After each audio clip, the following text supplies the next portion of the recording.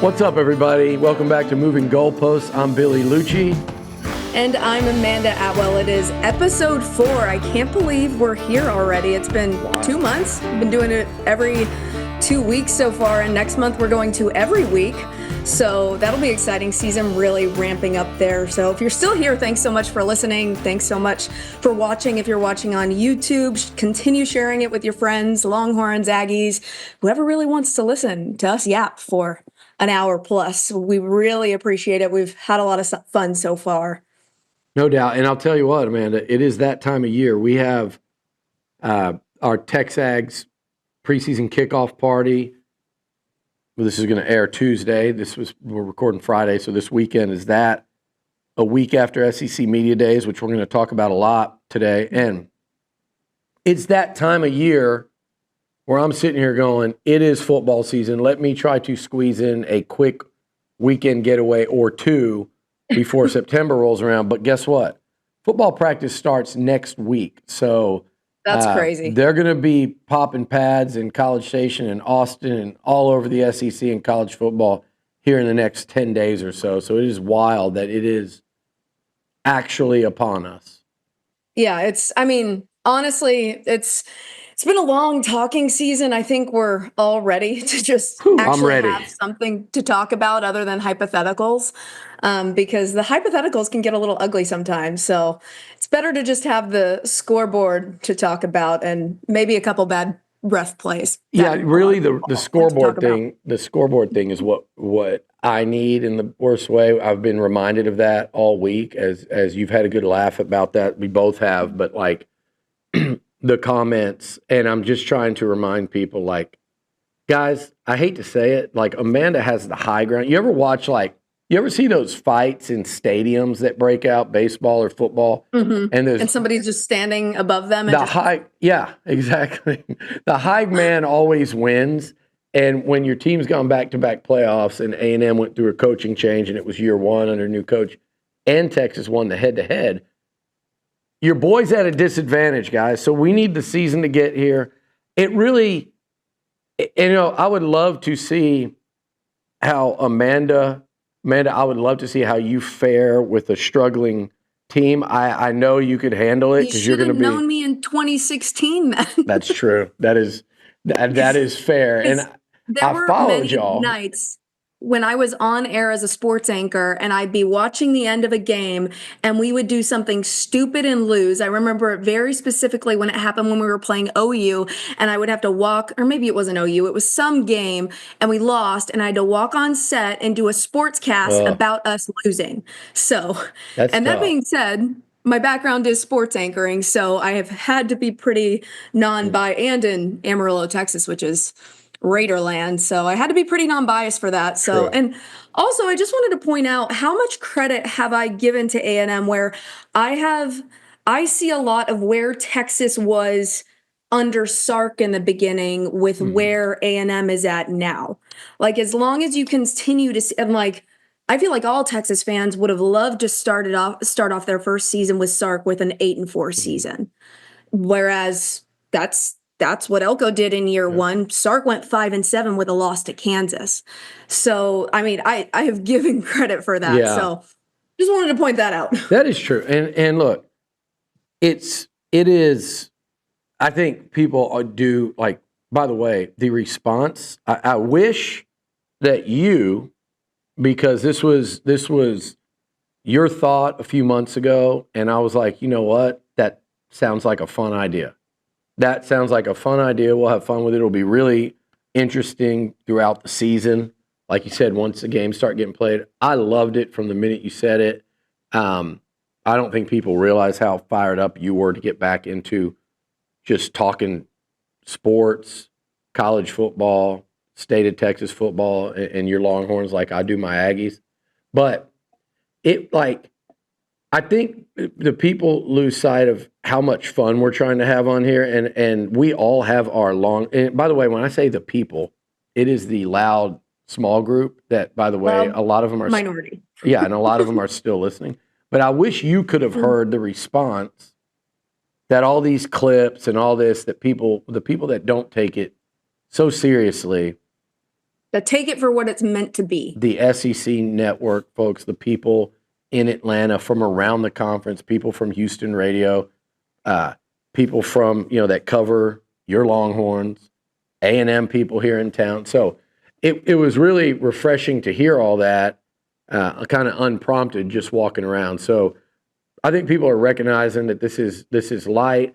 We both know there are going to be times when you and I have our back and forth, and people are going to be really entertained when that happens. But I mean, hopefully, it's a year similar to last year for both teams, minus the Aggies finish there, because people forget how close that was to being, a rematch where the Aggies and Longhorns played back-to-back weeks. So that season went. If we can have something similar this year, like I said, minus the Aggies, tailing off down the stretch, this is going to be a really fun fall for you, me, and everyone else that's listening along. So I'm looking forward to it.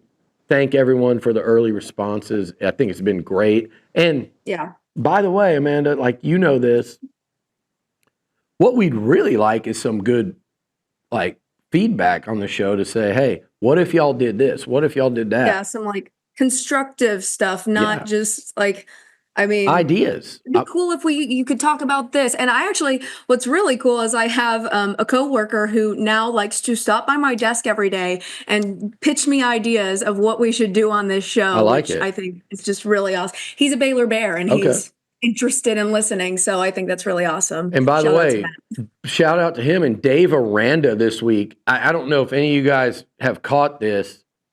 You've got to go watch the. And in this day and age, I almost don't want to say it because I'm afraid it's a doctored quote. I don't think it is. I'm going to say this now. I may even nervous. I may even delete it if it's not doctored. But his response to a question at SEC Media Days, just go look it up. Thank me later. It is mind-blowing what he's talking about. It has to do with dwarf tossing and Wolf of Wall Street. What? It's insane. It is so wheels off. It's almost like... Are you sure it's not AI? Man, I thought it was, and then I kept reading people, but it's almost like a Mike Leach. But yeah, it might be AI. Yeah. Maybe he's trying to take on the new Mike Leach title. Anyway, the Baylor Bears, though, and my guy Jake Spavital, one of my favorite dudes to come through here, has kind of, left here and has worked his way back. Did great things there at Baylor last year with Sawyer Robertson. I'm not seeing that. Are you sure you didn't get duped by I might have got duped. AI video? It felt AI. If you see videos on, Facebook is really, really bad about this. If you see videos or photos on Facebook that you're like, that's insane, it's probably AI. No, I know. And I feel really bad even suggest. It's funny either way. How about that? Go watch it. If it's not him, it's hilarious. Speaking of Baylor, I found out today or yesterday that they play on Friday night against Auburn before A&M's opener against UTSA. I really am strongly considering making that hour and 20-minute drive to Waco to not only watch Baylor versus an SEC, middle of the pack SEC team, but traditional power in that league. Yeah. And did you say Baylor versus UTSA? No, or did you A&M playing UTSA the next day. Baylor versus Auburn. I was like, I don't think Baylor played UTSA. Baylor and Auburn at Auburn. I think I was going to say Floyd Casey at McLean Stadium.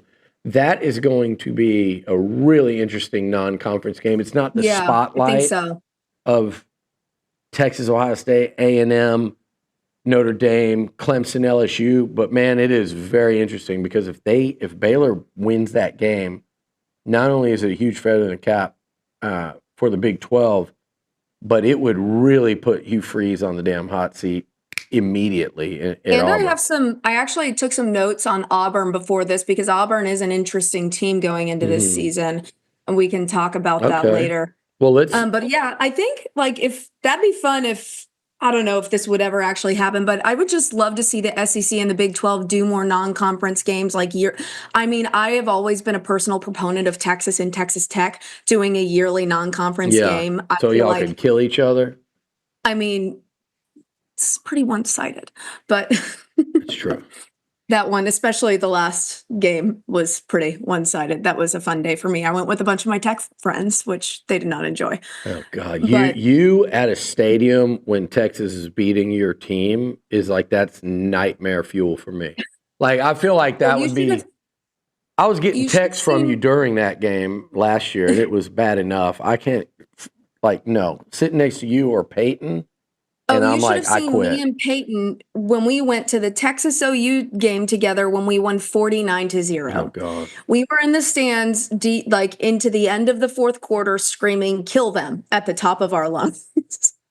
I heard Johnny say I think similar I things with think the A&M beat them. combo pack of me and Peyton is the real nightmare fuel. That Yeah, it's just it makes it it's more like our than energy feeds off of each other. Our psychotic Longhorn energy when a game is happening feeds off of each other. I mean, I'm pretty tame most of the time. Just like when I'm chilling, can have a conversation like I can with you. But when it's game time, all bets are man. off. I'm You saw generally me at Ohio State. Like Ohio oh State was. God, that was. I'm generally the opposite. I'm generally the opposite, and yeah, you distracted me from being able to watch Jack Sawyer run 95 yards and fully enjoy that moment.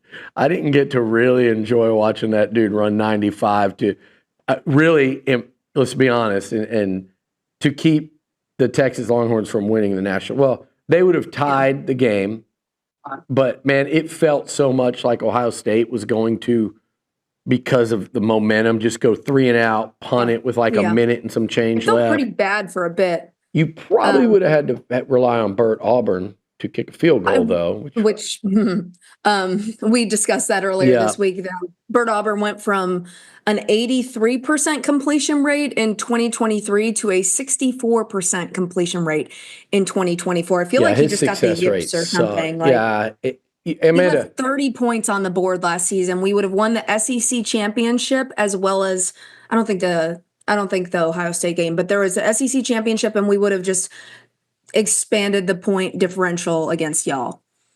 I think kickers will get the yips worse than they're like golfers, you know. I do not envy their job. That it's you sit for so Yeah. long and then the game's put on the line. It's so I never want anybody to clown a kicker because that kind of pressure you could not convince me to ever sign up for. Well, I think one of the things we don't talk about enough, and we're going to transition into SEC Media Days right now as I pull back up our list. But one of these things I don't think myself and you just talked about kicking.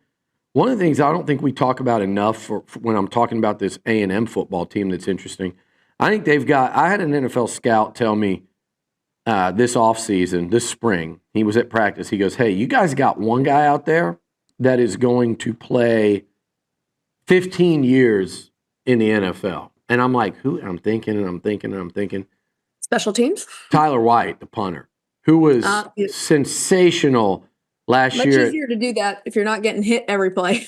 Yeah. Well, I had an old roommate that played 18 years in the NFL, Shane Leckler, who should go to the Hall of Fame as a punter. By the way, got a shout out on McAfee this week from him, so that was nice. Oh, but that's cool. Yeah, I sent it to you. You probably didn't even watch it. Oh yeah, I mean, you know my schedule. But Tyler White and then Randy Bond, a proven, experienced, very steady kicker. So if you're looking at A&M, you and I do it, and I think we do it on TexAgs. I think the fans do it. We talk about offense, defense. We don't talk enough about special teams unless, like you said, when it's bad. But that is one position that should be a real strength for A&M going into this season is in the kicking game. So, and it's important. I've talked about this before, I think, maybe not here, but there was one season under Herman, or maybe it wasn't when Herman, I think it was when I was in college, when we had the Australian punter that would just Dixon, he would bury it every single kick. And he is the reason we didn't go like 3 and whatever that year. Like, I will put that, like, he is the reason we didn't have the most tragically embarrassing season of this century. Like, he was incredible. It'll win you games. They're so important. It'll win you. Great punting will win you games. shaky kicking will lose you games. We've both seen way too much of that. I mentioned SEC Media Days and kind of what, some of the feedback on the show. Moving Goalposts, brought to you by our proud sponsor, I didn't talk about Tequila. my beverage. Tell us about your beverage this week. I have a nice bottle of Reposado. I think the crew in the back wants to drink this right now. If they come get it, I'll let it. It's the Reposado is my favorite. They can start mixing drinks. Guys, you have my permission. We're cutting into your pre-kickoff party happy hour. Anybody in the back want to come claim it? This bottle is y'all's. We'll see how fast you can finish it if you're over 21. This beverage I made with this actually, which is the Blanco. Because I made a margarita with just squeezed lime juice because I'm out of fresh limes. Gross. And I took a taste of it and I was like, that's not going to work. So I poured that out because I am a margarita snob. And I looked at my bar cart and I came up with this beauty with the Blanco tequila. Oh, that looks refreshing. As you know, spritzes are very, very popular this summer. So this is, I'm going to call it like a tequila lemon spritz. Okay. So 2 parts tequila, 1 part limoncello, 1 part seltzer water, and then like a half part of agave. I like it. And just shake in. Well, pour in the seltzer water last. Don't shake the seltzer water. But it is... it might be a new favorite. And it tastes very similar to like a Chilton, if you've ever had a Chilton. I like a Chilton, yep. It's a little more flavorful, though, and I think I'm going to be... I was making this as Grant, my boyfriend, was walking to the gym, and he was like, I want one of those. Give him a pre-gym drink. Who cares? You can have it after the gym. But this might be a new favorite. I can post the recipe somewhere. Maybe I'll do I'll make it and post it on TikTok or something. You should, because it sounds refreshing. I would drink that. I think the people in the back need to come get this if they can go make their own Chiltons right now. I don't know. Is our podcast going to be recorded if they... That's true. They might peter out by, the door opens. Here we go. Oh, no. Kay wants it. Perfect. Congratulations, Kay. Smart. Okay, so anyway, I talked about SEC media and some of the feedback we were getting. A really interesting few days. It was 4 days there in Atlanta. There was a ton going on out. Well, Sunday night was WWE wrestling. And shout out Tori Wilson, T-Dub, my girl, one of my favorite people on earth, going back like over 10 years now, easy. When she came to the 2015 A&M UCLA game, so at least 10 years, we've been really close friends for day one, and just turned 50 yesterday. Oh, wow. So congratulations. Happy birthday to the Hall of Famer. But she was there Sunday with the WWE women. It was like the women's wrestling pay-per-view where it was just the women. It's like their annual thing, but it was a big deal. And then Friday, Saturday, Sunday, Monday, Beyonce, Cowboy Carter. Oh, so yeah. Everyone in our hotel, you had a really wild mix of fans. It's like WWE I'm sure you fans. saw some outfits, too. Oh, man, that cowboy hats and the outfits were awesome. Glitter, silver, sparkles. They were selling them in the hotel. They were selling the hats, and I was like, man, I almost am tempted to go to the show. But then I would love to go to a Beyonce show. It would be great. It would be great. Monday was the Home Run Derby. I went to the All-Star game Tuesday night. And then I want to know how much a hotel costs this weekend. Don't ask me, because there were 7 of us there covering it for 4 nights. So 28 nights of hotels. But we You got some credit card points. We did amazing work. I thought the crew was great, but it was as usual, a really fun, really busy, really informative event. Mm-hmm. And I think we learned a lot. I like to learn about what the rest of the league is thinking about my team that I cover, the rest of the conference media, the rest of the country. Mm-hmm. And I like to also kind of get a better vibe for all the teams at A&M's, on the A&M schedule and kind of the SEC race. And I feel like I did just that. Yeah. I mean, from what I saw, Tex Ags did a great job with the coverage. It was really good. Honestly, that's what I paid attention to for the most part for it, because I don't know, there's just some sporadic coverage elsewhere that's they'll do a really good job of just like solid, consistent for every team too. I liked getting it for every team. So great job. It's a great event. And look, I thought I thought there was a really interesting. Texas was a very interesting team to me because everyone had them way up there. And if you talk about, and I think we'll start with Texas, because they went on Tuesday. Everyone has them way up there, but then they've got the same questions that I've been asking about Texas. The conference media and those, that have nothing to do with A&M or Texas are asking the same questions, but they're picking them way up there. They're putting Arch way up there, but the questions are there. And then, but like you've pointed out, they ask a lot of the same questions about Georgia.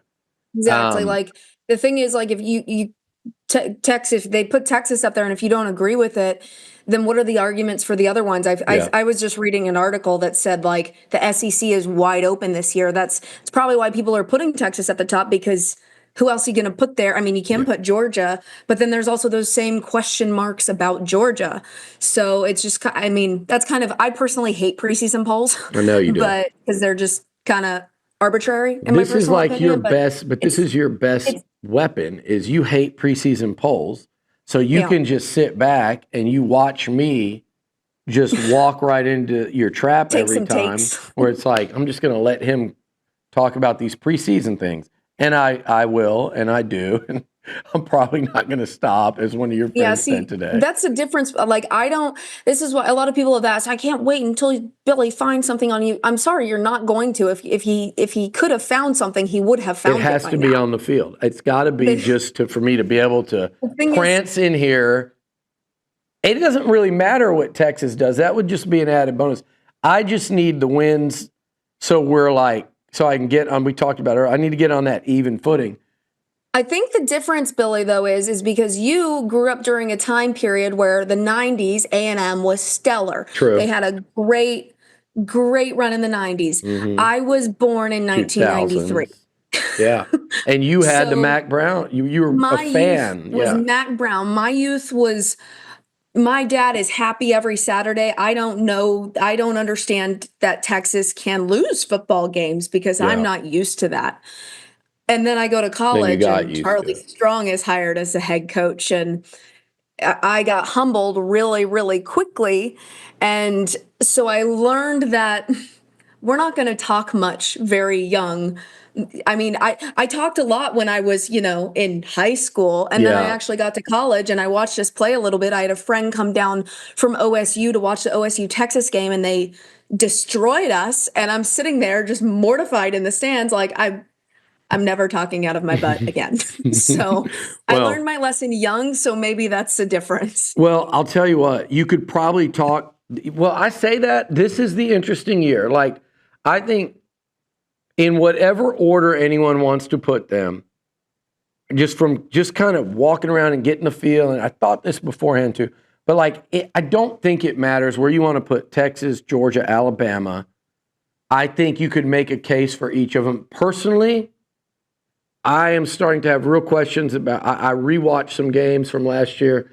I think Georgia fans don't. They're kind of scary right now. They are towards y'all because they're losing recruits. But that's why I had something written in here about Georgia, and I was like, I'm going to delete that. I got enough fans on my butt right now. Yeah, you've had some Aggies. So, but it's like, and by the way, you can handle them. I don't ever worry about that. But the mute button on the threads works beautifully. So well, and you know me, like I'm either ignoring people, or if I'm like, oh, I got a few minutes, I'll wade in there with you. I don't care if you got one follower or a million.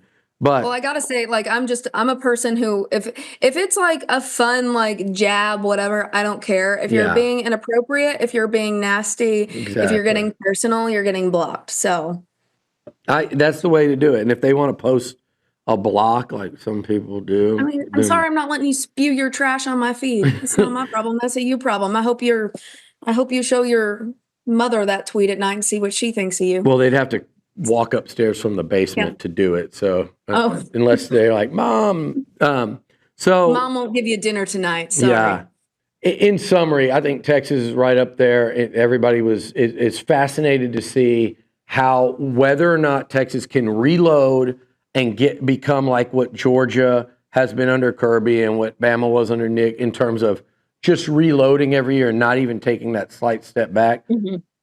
And I think it's fair questions, but no one's asking the questions with the thought that it can't happen.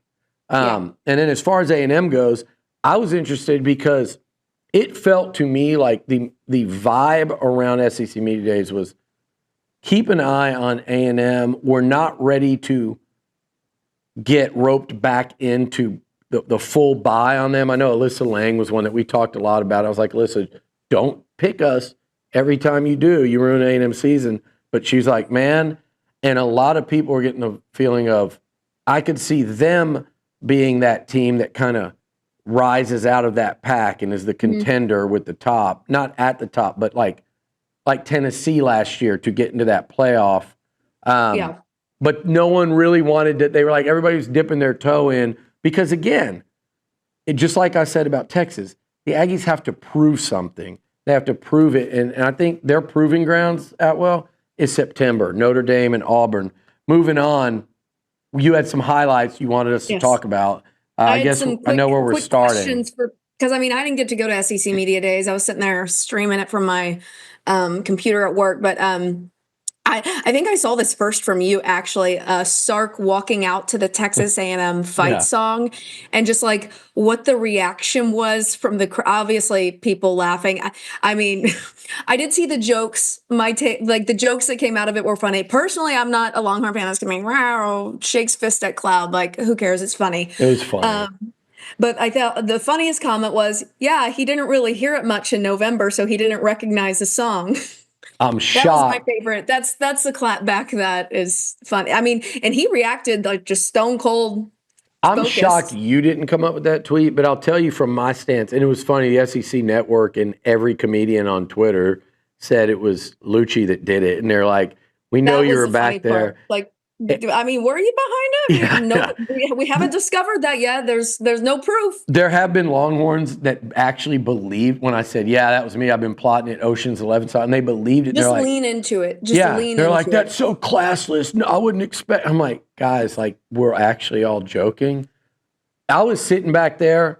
I heard it start playing, and I'm in literally the very back row of a giant room. You're like, what? I look back at Greg McElroy. He's standing back there with Rutledge, and they're like, and Greg grew up South Lake Carroll, A&M, Texas. He watched all that, and he looks, and I look, and then I want to get my phone and record it, but I'm like, surely they're going to change it. So by the time they played it, and they played it the whole time, and I do think that Sark did not even catch it.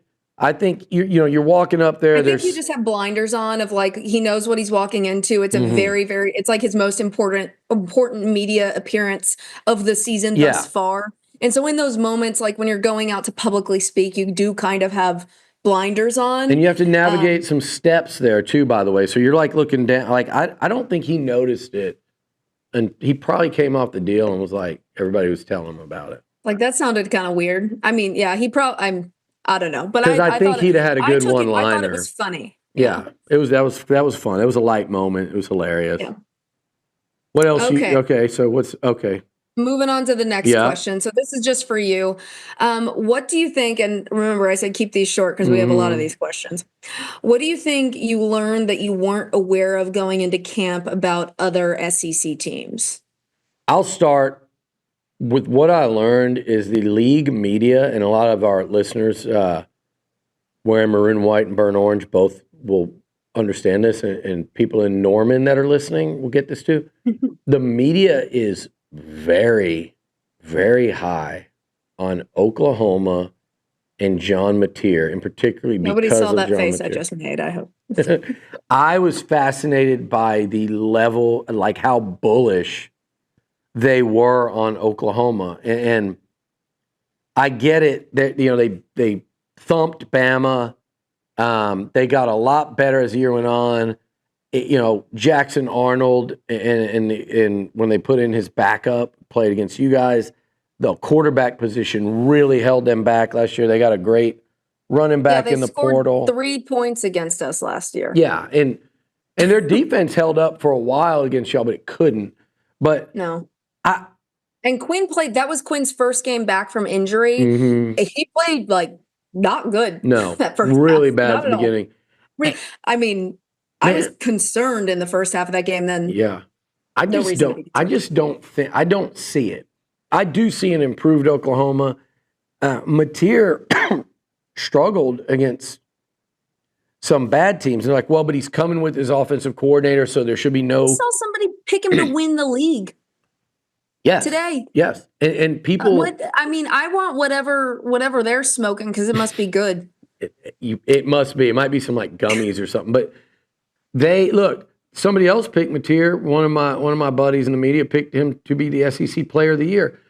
A lot of it has to do with, well, he's bringing his OC with him from Washington State to OU. But I'm like, listen. But is OC on the field? Is he playing? Well, is he? No, but listen to this. Like, when you're a first-year OC in this conference and going against these teams, different conference. it's a transition. You can ask Colin Klein. Like, he went Big 12 all that time and came in, and you're coaching against better defenses with better players and better coaching. I don't care what anybody says. That's factual. When you take the aggregate of that 8-game schedule, you are playing better defenses, better athletes, and better you're going against better coaches. There is a transition from Washington State to Oklahoma on that schedule, not just for John Mateer, but also for their OC. So I am buying an improved OU, much like I'm buying an improved Auburn, which is ironic because it's Jackson Arnold at Auburn. But I'm not buying this massive leap and breakthrough. I'm just not. That was one thing. How do you feel? I want to put one note on that before you move on. I did watch a video just before we started this from Brandon Walker from Us and Unnecessary Roughness of him talking about this, saying he pointed out that Oklahoma won't play a team that's not in the top 15 after October 15th, after October 11th.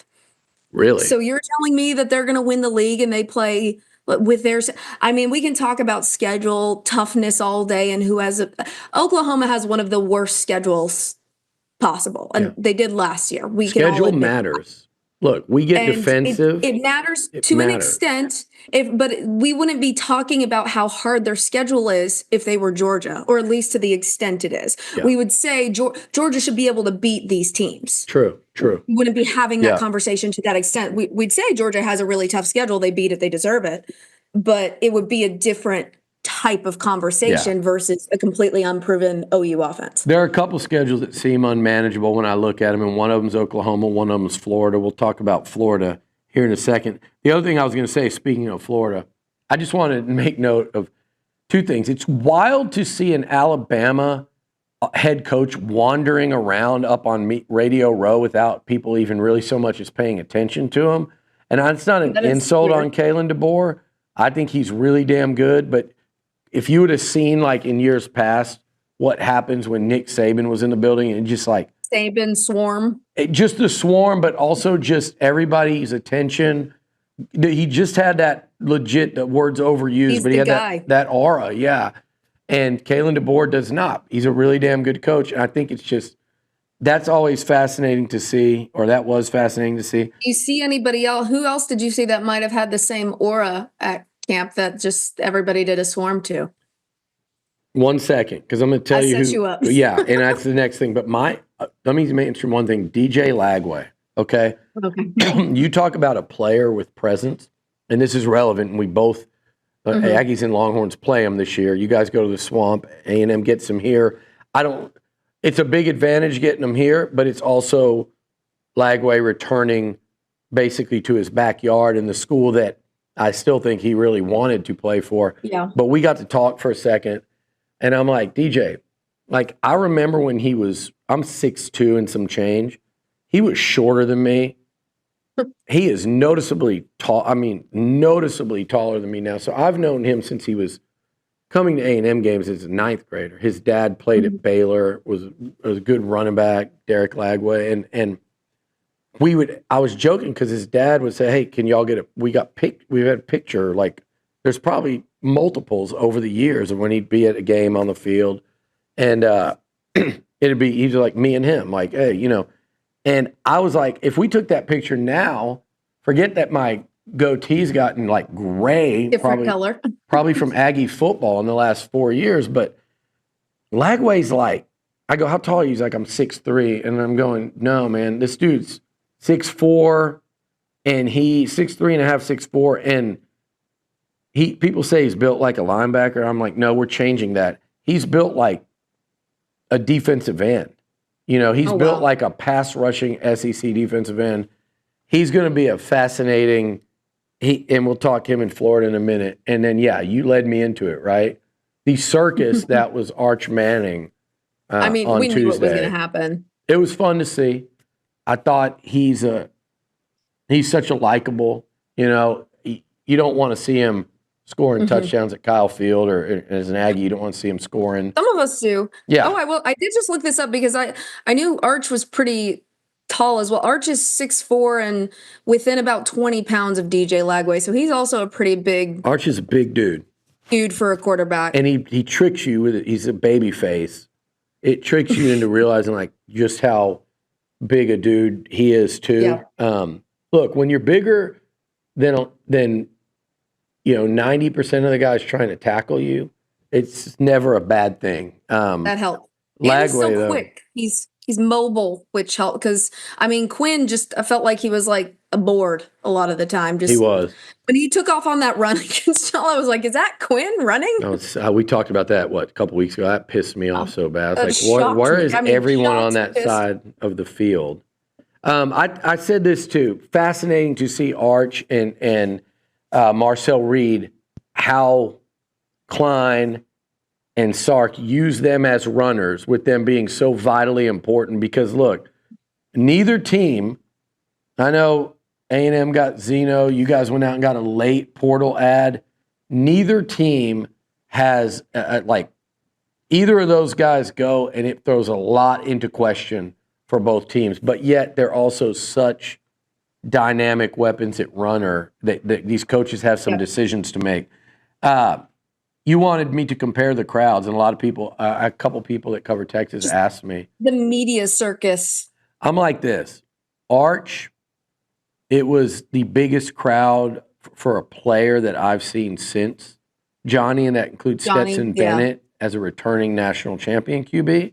But that tracks. But it wasn't a drop in the bucket to the crowds Johnny drew. And Feinbaum brought that up. He goes, when he came in. Johnny was just like iconic. Like he was, because his behavior off the field combined with how like he had this aura off the field of just my friend kissed Johnny Manziel at a random bar in College Station in college. Like that is, she Good doesn't for even her know or him, whichever. I had a couple friends who I meant her or him, like who it's good for. Huh? I go good for her or him. I go, no, I meant like, who was it good for, Johnny or your friend? Either way, it's like good for them. Yeah, good for them. Whatever. It's a story for her now. Well, but just like his off the field aura combined with the fact that a lot of people would say, oh, he's out partying all the time. He's going to be bad on the field. And then he just goes and balls out. And just like that combined, it was just something you hadn't seen in a long time. That's the deal. And you hadn't seen it. And here's the other thing that I had to tell, I think it was Ian Boyd from Inside Texas. We were talking and I said, here's the difference. What you forget is Johnny was not allowed to talk to the media as a freshman per someone's policy. So the only time people heard him talk really was accepting the Heisman Trophy. And the next time they really heard him talk, like I got like an off-season interview that Texags watched. But I mean, like, this was his first, when he went to media days after was a reigning Heisman winner, the only freshman ever to win it. It was his first meeting with the media masses ever outside of the Heisman. And let's not forget about this, and this is what really set it off. Johnny arrived in the 2013 summer in July in Hoover, Alabama, like 2 or 3 days after he got kicked out of the Manning Passing Academy and sent home. Oh, wow. So that added to the whole insanity of it. So that was the circus. Yeah. I wasn't there for Tebow.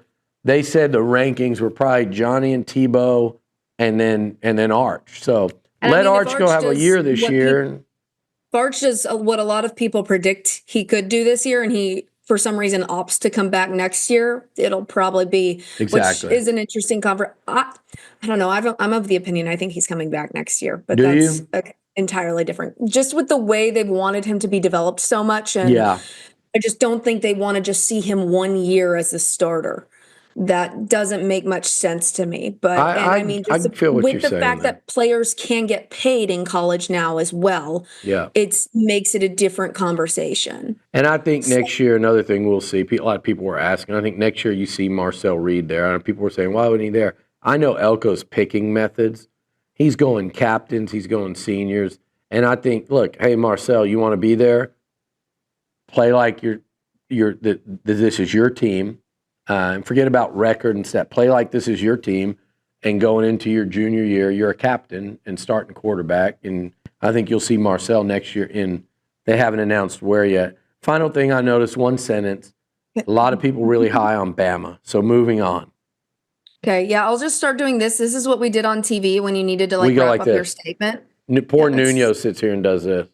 Ours was like, wrap it up. Wrap You need it the up. buzzer, Amanda. I mean, I feel like some people would even get more mad at me if I pull the buzzer out because they're mad at me that I cut you off. But they have to understand sometimes there's no other way that I'm getting in a word between with you. Well, what they also don't understand, it's not fair to you or me because I don't want them to think that Amanda's over here like bullying me, cutting me off.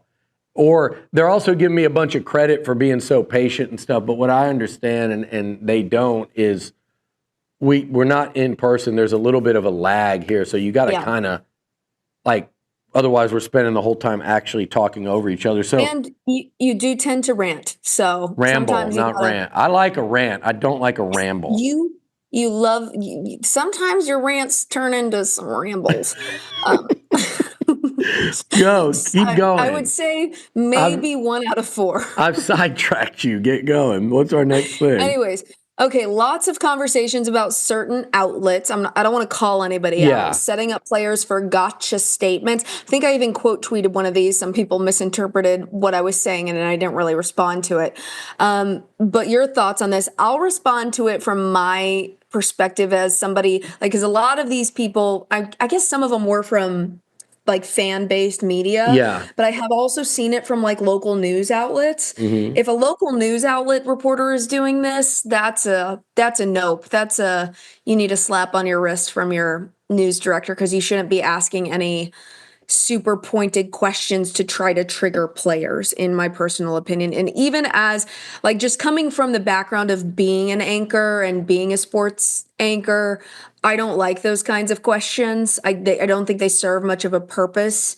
And you could tell with some of these, they were searching for bulletin board material. Yeah. That being said, I also think it is a responsibility of teams to prepare players for these questions and how to respond as to not give the bulletin board material that they are seeking, because that means you're just giving them what they want. And you don't want to just give them what they want, even if the response is, well, like, oh, what do you expect them to say? They think they're going to suck and lose. No, you say, I think the other team's a really good team. It's going to be a really tough game. Cut it off. You don't feed into it. Just don't feed into it. And that kind of media training, I feel like, would help out a lot. Mm-hmm. But I mean, there were a lot of examples of it last season.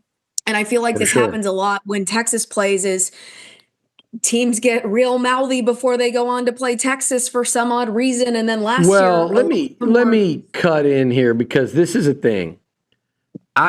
Teams, that is, to me, that is not exclusive to Texas. It is. No, it's not. Not at all. I think teams get mouthy about a lot, and some teams are better than others, or sometimes it's individual, like, hey, this year this team's pretty mouthy and they don't really care and they're talking reckless, and some years they're not. Over time, I think the coach creates a culture to where you see, okay, this is a team that's going to historically I'm making up a team here, historically Missouri is going to mouth off. Historically, Ole Miss, because they do it a lot. Historically, OU, and so I think A&M was like that more with Coach Sumlin when they came into the league. They had a chip. So, but yeah, you notice it when it's your team getting talked to, and when you're good, then you can make teams pay for that. When you're not good, you're kind of the team that says it, and it's like, oh, that came back to haunt you. But my quick take on what you were asking is this: we're a fan site. I'd be embarrassed if our people were asking leading questions in that setting that were like, I just don't, it's a fine line. And I understand there's a little difficulty here, but when there's intent, and there were some questions there, and they were coming, some of them were coming from, a lot of them were coming from a Texas side. Yeah, there was intent. To ask Brent Venables, like, hey, coach, you've lost your 2 games to Texas by a combined score of this, da-da-da. And they, basically, without me saying, they kicked the absolute shit out of you. And how do you fix that?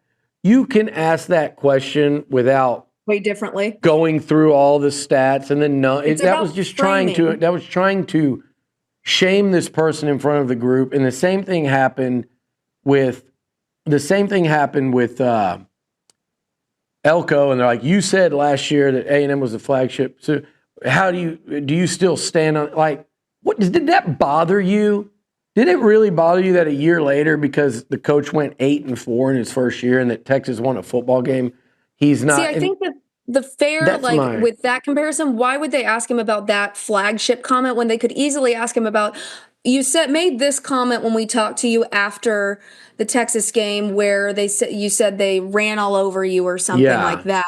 And then you follow up saying, kind of contradicting yourself a couple weeks ago, can you just clarify your statement? That's a completely different kind of question than trying to embarrass him. Yeah, and so here's the fine line to me, right? And now look, I did see basically someone pointed out there was a tweet or a comment where they were basically like they were going to send the guy down to grill Elko and the A&M players. I just don't, and to each their own, like whatever. And I was on with Bobby and Jerry. I thought we had a great segment. I've known those 2 guys forever, so it's not a thing in that regard. But I'm like, to me, and I stand on this. That's not the setting. Like, it's to get information, to get quotes. If that's what you want from your soundbite, that's fine.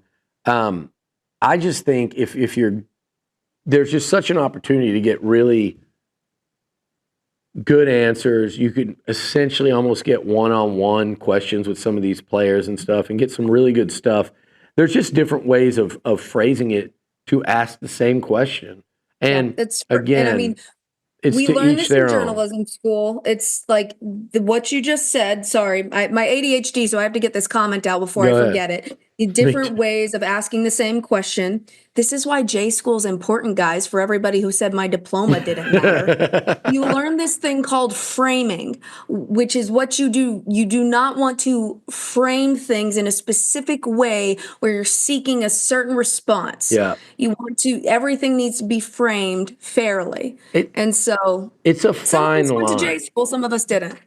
Yeah, and I did not, but I've been Jing for 25 years and kind of learning on the go. And the one thing I've figured out, experience helps. There is a fine line because you are a fan site, and a lot of what you're wanting to find out, whether if it's Georgia or if it's LSU and you're A&M, like you want to ask about that game last year where A&M beat the brakes off LSU. You want to ask about that game without just kind of instigating, stirring it up, but you do want to ask the question. So the questions a lot of times are going to be based on the school you cover.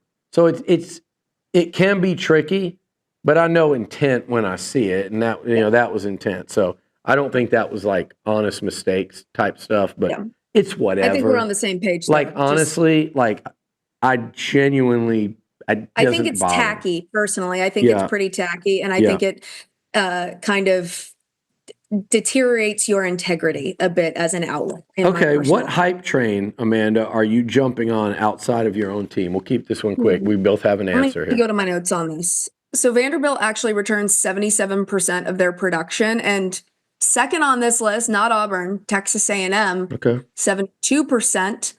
Then Oklahoma, 70%. Auburn is 65%, so they do return a lot, especially on their O-line.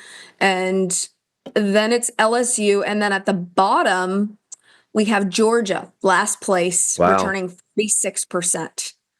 And then Texas is in third to last place with 51%. Ole Miss is between us. Which is why the SEC is so interesting this year, because the two best the teams at the teams top return the least. Yes. That by itself, and no Nick Saban, that makes this league, I think, the most fascinating it's been since I started covering it, which shockingly is going into year 14.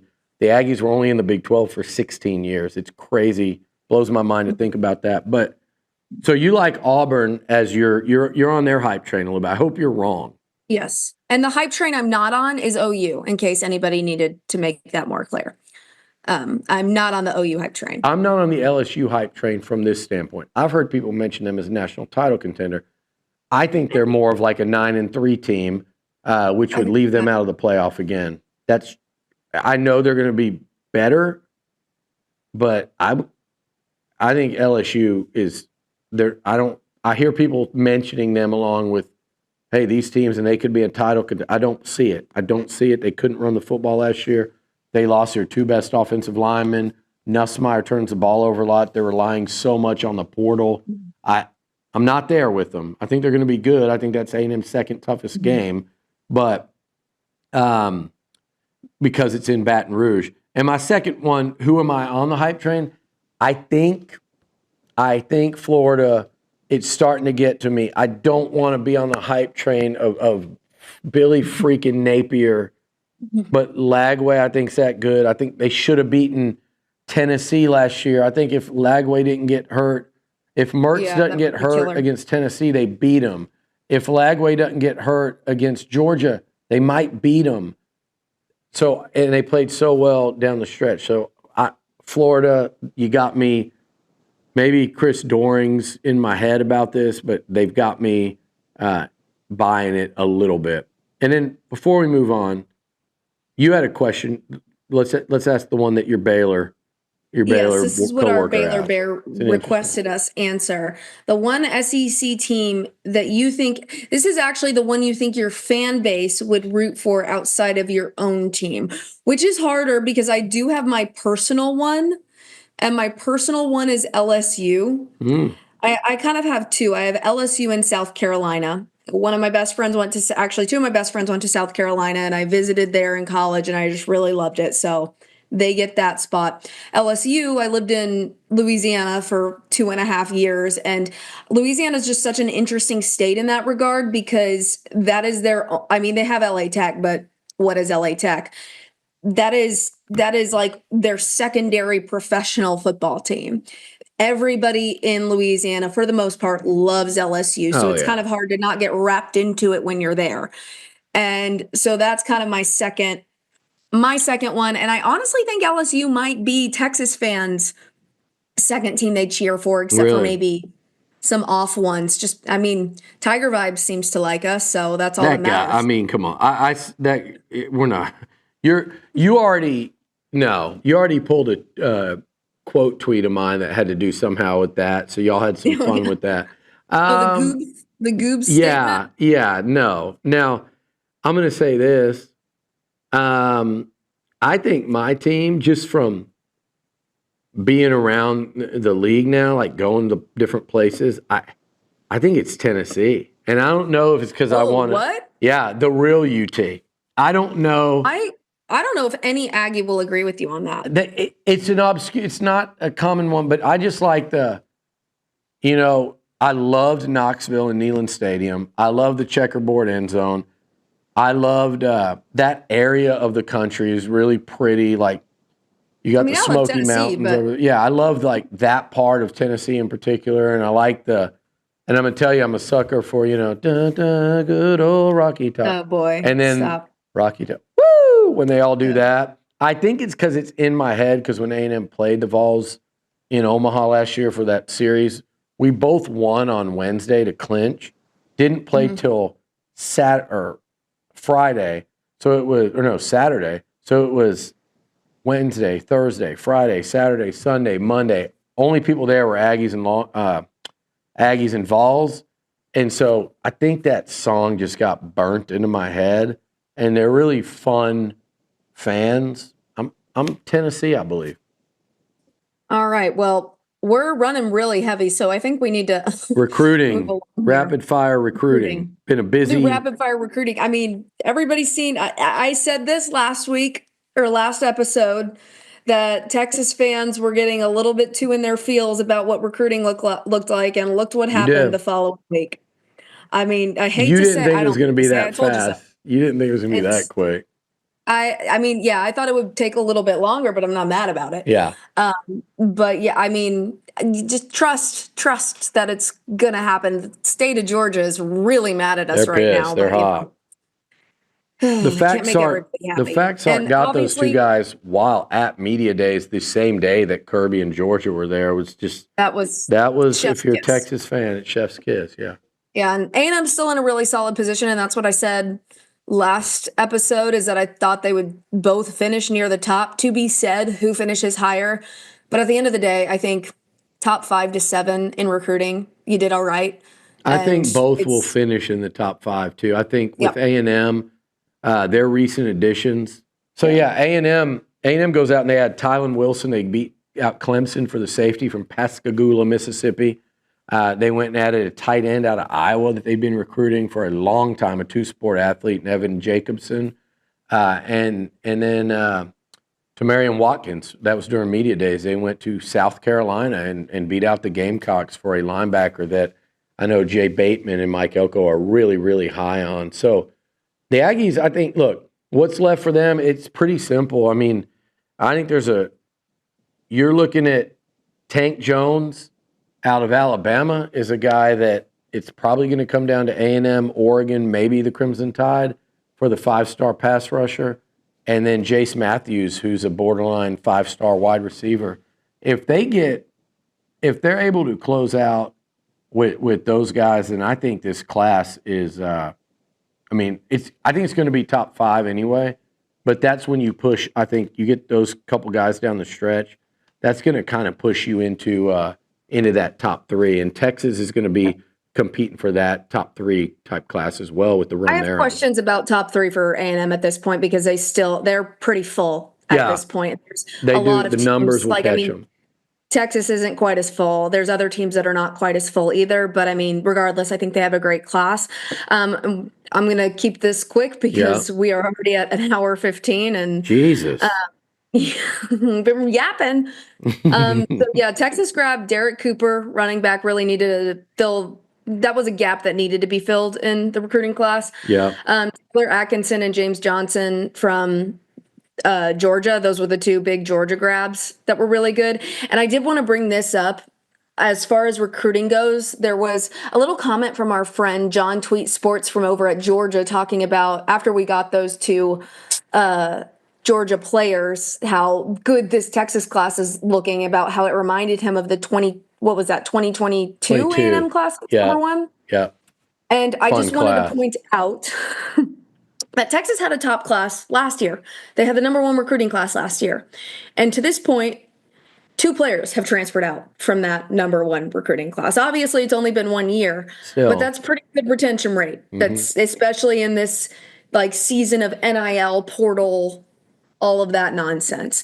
And I think just looking at the retention from recruiting classes over the past 7 years is what I have pulled up, comparing Herman versus Sark, is just a really stark difference and can kind of showcase the different, because it's the culture and I mean, obviously money at this point too, but culture plays a big part in why players are going to transfer out or not if they feel connectivity with their team. 2018, 13 players transferred out from that class. 2019, 15 players transferred out from that class. That's pretty significant. 2020, over half of that class transferred out. So that was right before Sark arrived. 2021, nearly half of that class transferred out as well. And these were all top classes. I didn't write them down, but some of them were number 3 classes. Some of them were top 9, top 5. They were all top classes. Now we're moving on 2022. So this is Sark's first year under the helm. 12 players transferred out, but I mean, that's his first year. Moving on to 2023, 4 to 5 have transferred out. Okay. I guess I didn't look at the exact number, but Yeah. it was 4 to 5. And then There two were so this many past numbers in my year. brain at this point. I was like, it's around that. I can't remember if I counted one player or the other. But the point is that massive drop off and just the changes of how the player retention, I feel like, is key. And you get that once you get into those, not the first year with the coach, not the second year with the Yeah. coach, but when he really gets into settling into his program, Well, which, I mean, obviously Elko's in year 1, so don't see that yet, but you're right. What you don't see is you haven't been able to see the development that you've seen in Austin and in Columbus and in South Bend and in Happy Valley, where James Franklin's been there a while. Remember, we said this. Those are your Final Four teams last year. They all had high retention rates. Everyone talks about player development, Amanda. You can't develop if you don't retain. And today, like you said, today's NIL world. Sark and Texas have that going. The entire Final Four last year had that going.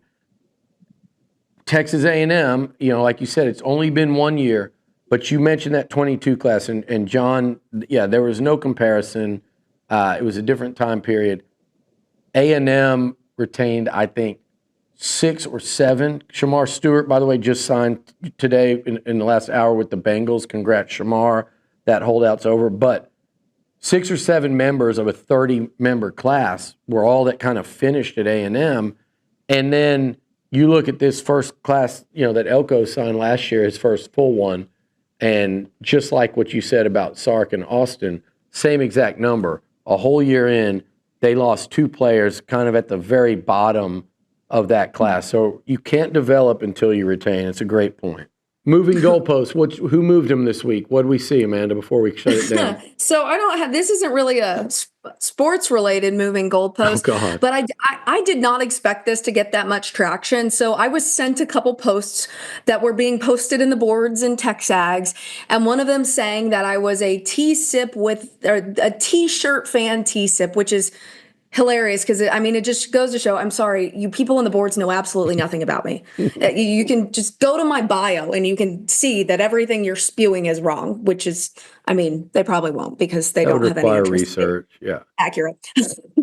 But so I quote tweeted that with a picture of my degree from UT, which is in journalism, because guess what? If you want to be a sports broadcaster these days, most of the time you major in journalism. I majored in broadcast journalism at UT and I minored in government with I was going to be pre-law. As you can see, I love to argue. Really? I had not noticed. Great future in that. And then they posted my post. That actually got like 1,000. I did not expect that to take off at all. It got like 1,000 likes. They posted that back in TexAgs. This girl's so annoying with my degree post. And then some of the replies were, it's not a real degree, it's journalism. I would pick a Texas State psychology degree over that. And all Texas State catching strays? Yes. So first, I don't have a degree from Texas, and now you're going to move the goalpost and say I don't have a good enough degree from Texas. So that's my moving goalpost for the week. And just, y'all go touch some grass, get a hobby. I think you can. I know people that ask me. I'm like, she can handle it. You're never going to please everyone with this stuff. Funny. You're just not. I find it funny. It makes me laugh. As long as it's not getting creepy or weird or dangerous, it makes me laugh. Yeah. At the end of the day, appreciate you for listening. You're only doing good things for us if you keep listening. So my favorite was the person ripping you about. I don't know if they said you were liberal with blue hair and God knows what else. And then I responded, I can show you my Glock 43 if you want. Oh, yeah, you were anti-handgun. That was the other thing they accused you of. I'm not going to tie my handgun preferences to politics at all. I lived alone in Shreveport, Louisiana, so I bought a handgun. Well, so my moving goalpost is a quick one. It's just the Texas fans right now that are all celebrating these huge recruiting wins. Literally in our last episode, the whole topic, it was topical, was the price tag for some of these that was just too high, and they were going to just kind of spend their money more wisely and prudently was kind of the message. And they've moved it off of that, and they're saying now that, no, that's not what we were saying. That's exactly what a lot of them were saying. There was a streak where we pulled a clip where I said, y'all been on a little bit of a losing streak, and you said, well, that's not going to last, and you were right. But we should have a counter how many times I say you were right, but I will say it when you are. But it wasn't because you were sitting things out this cycle because the prices were too high. You just lost those battles, saved a little money, pulled it all together and said, you know what? We ain't going to keep losing. We're going to go outspend Georgia and the Florida schools and get these recruits. And guess what? Nothing wrong with that. A&M does it. That's the Notre age we're Dame. in. If you're poor, just say it. Don't be ashamed of spending. But when you lose recruits, don't say it's because we tapped out, we didn't want to spend that much. Because there are examples when that happens. But it's an example here or there. Texas is up here. Did Texas want to spend that much on did they want to spend that much on the was that as big as of a need is the thing? Because I feel like you're going to spend more money when it's a bigger need. No, but here's the thing. You can, yes, Texas taps out of some races because of their priority and need versus what they view the player. Like, okay, this player we think is here. We will sign him for this. We might sign him for this. We're not going here. If it's here, we're going to go somewhere else. A&M does that. I think A&M tapped out of, to be honest, I think they tapped out of you can say whether it was right or not, the Jonah Williams, deal. And Texas has tapped out of some deals where A&M has signed players. Mm-hmm. It's just a need thing versus what you have left to add in your class, how much money you've got. But to act like that narrative that Texas was they're being more prudent, they're letting all these other teams. I think what they did, as you look at it today, it was smart. They probably did tap out of some of those, but they also lost some of them. It doesn't matter what you lose in recruiting. It matters who you sign. It does not matter who. So all these players Texas lost, when you look up and they're in the top 5, it's who they signed. So finally, Amanda, to close out, we've got your favorite. We wanted to lead this off with, this was, when I brought up, this is our retweet or delete segment. So I think this is both of our favorite segment. It's my favorite. I love it. Yeah. We talked about it. We thought it would be hilarious. So that was another thing to address because a lot of people are like, oh, Billy takes this so professionally. Billy wanted to do this, guys. Yeah. Well, here you want to know. It's great. You know why, He's so too? Excited about what I find each week. It's it's very interesting because she doesn't tell me ahead of time. So I don't know what's coming. But here's the deal. I said this on our video the other day. This is fun. This is laughable. We get good clips from it. And it's honest because you're springing it on me. It's a lot less painful than you texting me and going RIP to your mentions or don't log on to Twitter, because that's when I really don't know it's coming and it's like an ambush for all the world to see. This, we've got a nice contained, controlled environment, and we agreed this will be one of the more fun segments. And as time goes on, hopefully more and more of these end up being correct. You have the floor, Miss Atwell. And I will say that the whole thing is the reason you're not up here and all grumpy and angry like a lot of these people would be if their bad takes were exposed is because you take it as seriously as it's meant to be taken, which is not that serious. And I also know, this is all I say, I got plenty of good ones, but I'm in my personality. You better watch out. Just read them. Let's go. Come on. Okay. We're going to start out with what if one week you surprise me and pick 3 things I was right about? That would be cool. There's one this week that I think is topical. Okay. I'll put that one in the middle. Perfect. So starting out, so this is from July 15th of 2023. So 2 years ago. Last Big 12 season for Texas, right before it. Jimbo has A&M finish in the top 5 3 seasons ago. I know, COVID season. It's infinitely better than anything Texas has done in roughly a dozen years and more than Sark has ever dreamed of accomplishing as a head coach. Okay. Do you see what you just did? You had me, or I have myself. I'm listening to you say it. And I'm like, okay, yeah, I'm right. Yeah, that's true. That is accurate, Jimbo. That was in response to something at that point 2 years ago. You were hyping up something that happened 3 years ago. No, that was here's the deal. That was in response to probably someone bloviating about Sark in Texas before anything had happened. And I'm like, guys, it might have been you bloviating. I hope it wasn't, because then you're going to say you were right. So. Okay. So, but that was in response, and you're reading it, and I'm like, okay, yeah, that's true. Yeah, Texas, what were they bragging about 2 years ago? And then you got to the part where I always have to have that one little bit that gets me, and I had to say, could only dream of. And that is where the humor is today. Because could only dream of. And I said that, and it's been 2 straight playoffs. Yeah. Prior to that, he could only dream of that. If I would have just left that part off, and he did it. He did it. Okay, so I thought I was going to keep that one. Now I'm on the delete train with that one. You're delete. That's a delete. Yeah. Okay, we got 1 delete. We got 3 today, by the way. Okay, middle one. So this is actually, I think you'll like this one. Okay. So this is from December 6th of 2021. So very early in the NIL era of sports. Okay. Based on the coordinated pre-signing day releases, Texas' entire pitch has devolved into, if we can't win on the field and can't win recruiting battles, let's pay them and find out if Sark can coach later. Not the worst idea, and shows they understand the position they're in.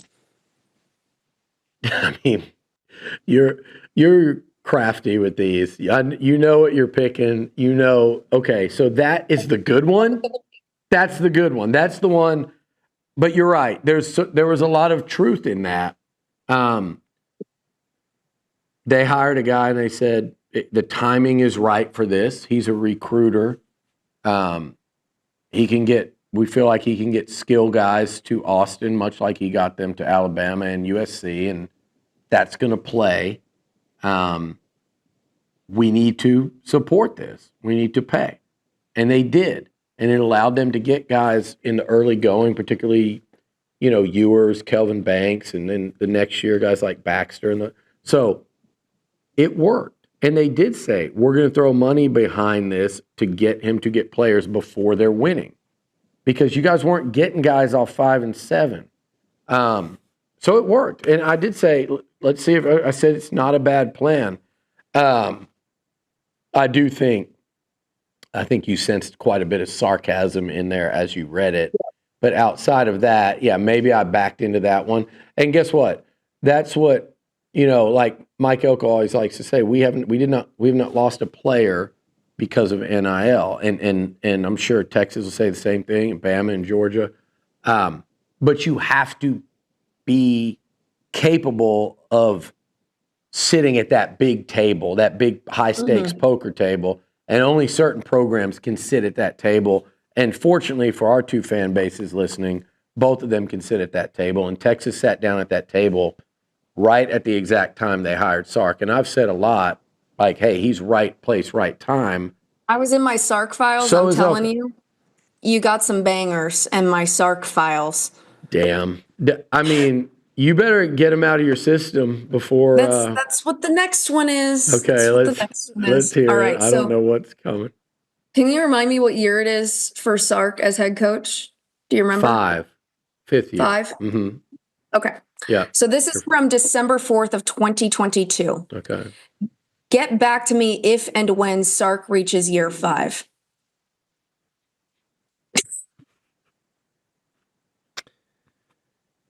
That's good. Is that it? That's all I said? Yep. It's a tweet. That's what I said. And this is, so you're getting back to me? Is that? Yeah, I'm getting back to you. So what's up? Hey, how you feeling? Congratulations on year 5. I stand corrected. That was a bookmark. That just like, I wonder, did you bookmark that like a year or so ago and be like, this one's coming in 12 months? I think I just searched Billy Liucci Sark and just get back to me in year 5. You had a banger this week too, where it was just one word that got me, right? What was that one? I sent it. It was This Oh, was, yes. Okay, wait. I have that one it was on just, here. and I'm going to explain to you Okay. how one word changed the whole damn thing. Which one? Okay, so you responded to me and said, because A&M has been in an 8-4 rut, some of it while Texas was steady going 5-7 to 7-5. I can't comment on the Georgia-Texas rivalry. So I quote tweeted you and said, Texas A&M 10 plus win seasons in the last 25 years. 1. Texas 10 plus win seasons in the last 25 years. 12. Even though the biggest Texas rut was right in the middle of my college years, I'll take that any day over the A&M rut. So my point of the Oh, tweet. wait, the response, though, there was one, nothing but Ags responded, I wonder why Amanda picked 25 years and not 10 years. Because that's the rather close year range this century. I think And if I pick the 25 is last a good 10 cutoff. or 5, y'all have 0 10-win seasons. So Say that again? if I pick the last 10 or 5 years, y'all have 0 10-win seasons. What about, oh, yeah, I was going to say the Johnny seat, but that was, yeah.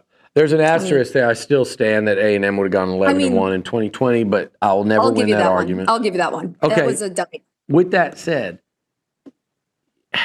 here's the deal. My point of saying that was simply to say to the people, just because A&M is not, was not a national title contender in the last, 9 of the last 10 years, they were.